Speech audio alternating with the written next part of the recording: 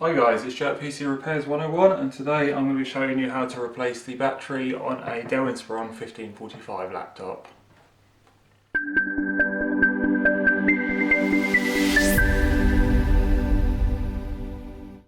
Very straightforward quick video, so you want to start with some sort of like microfiber cloth or something just to stop the top from scratching, although if you manage to look after them for this long then you're doing pretty well.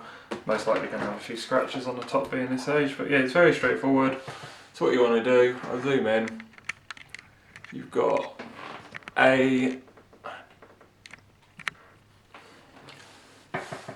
clip there, you want to slide the clip across and then simply pull up on the battery. So I'll just zoom out again just to show you. Get the whole battery in slot. So slide the clip, pull the battery out, take your replacement battery, put the replacement battery in and then start it up.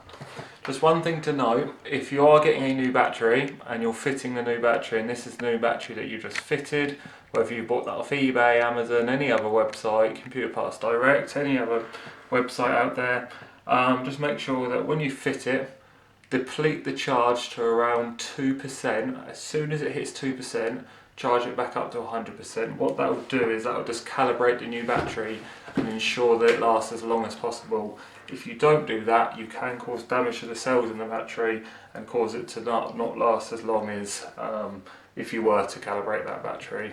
Cool, so this is Jerk PC Repairs 101. If you like this video, give it a like.